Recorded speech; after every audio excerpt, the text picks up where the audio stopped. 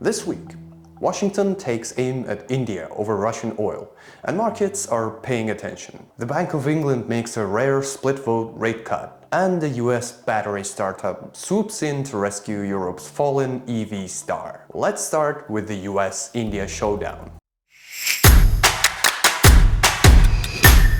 On August 6, President Trump gave India 21 days to stop buying Russian oil or face tariffs on Indian imports jumping from 25% to 50%. The accusation? India has been buying Russian crude at a discount, refining it and reselling it for profit, allegedly breaking global price caps and undermining Western sanctions. The US says it's about fairness and strategic interests. India says it's politically motivated and unjustified and calls out Western double standards, pointing to EU and US companies that import Russian goods through third parties. New Delhi's warning back.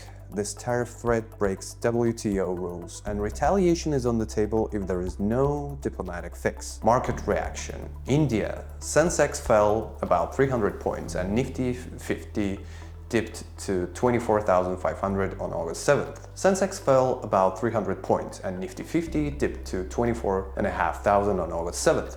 Third straight day of losses. But by the close, they bounced back, showing investors might be overly optimistic. Export sectors like chemicals, textiles, gems, and auto parts took the biggest hit. Oil prices dipped briefly on demand fears, then recovered. Foreign investors have already pulled nearly $900 million from Indian markets this month. US markets barely moved. Earnings optimism overshadowed tariff risks for now. But history says investor patience has limits. If this escalates, the economic hit could be real. The US is India's largest export market, 86.5 billion. 50% tariffs could knock 0.2–0.4% off India's GDP and drag growth below 6%.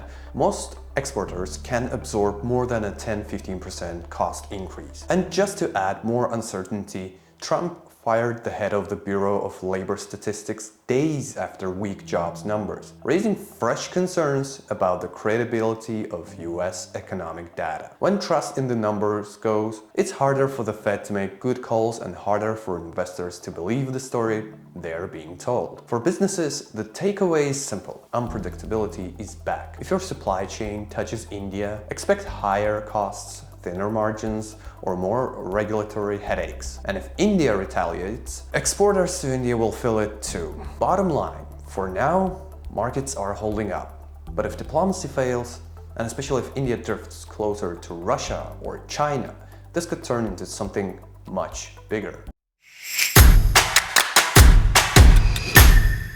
Now let's move to something a bit more predictable, the UK. On August 7th, the Bank of England cut its key interest rate by 0.25% to 4%, its fifth cut in a year, and the lowest since early 2023. But here's the twist. The vote was 5–4, and it even needed a revote, a first in BOE history.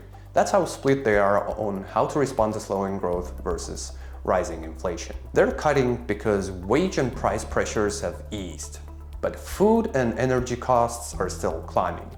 Inflation is expected to peak at 4% in September, up from 3.6%. Market moves. Pound rose by 0.5%. Two-year gilt yields edged higher. Investors are now expecting fewer cuts this year. FTSE 100 slipped by an almost 1%, signaling the market sees this as a cautious pause, not a fast cut cycle. For businesses, especially retail and housing, lower borrowing costs are a small relief. With inflation still high, consumers won't feel a major boost in purchasing power. This is a calculated gamble. Support growth now and hope inflation behaves later. But if price pressures stick, the BOE may run out of room to maneuver.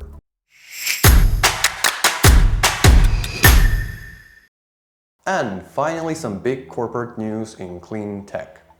US battery startup Lyten is buying nearly all the remaining assets of Northvolt, the Swedish EV battery maker that collapsed earlier this year. The deal includes Northvolt ET factory in Skellefteå, Sweden, Northvolt Labs R&D center in Västerås, Sweden, the future gigafactory site Northvolt 3 in Heide, Germany. Price tag? Funded entirely with $200 million in fresh equity Lyten just raised. Lyten is betting it can restart production by 2026, rehire much of Northvolt's workforce and tap into billions in EU green subsidies, all while grabbing a prime position in Europe's EV supply chain. It's a bold move. These assets already failed once, but if Lyten pulls it off, it could be a turning point not just for them, but for Western control over clean tech manufacturing in the post-China era.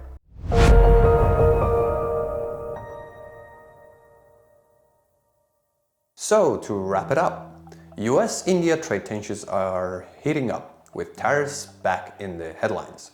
The BOE split vote rate cut shows just how tricky the inflation growth trade-off is. And Lyten's high-stakes bet could reshape the EV battery game in Europe. The common thread? Markets may look calm on the surface, but under the hood, risk is building. Stay sharp, stay informed, and I'll see you in the next update. Thank you so much for watching. Let's build the bridges and not burn them. Goodbye.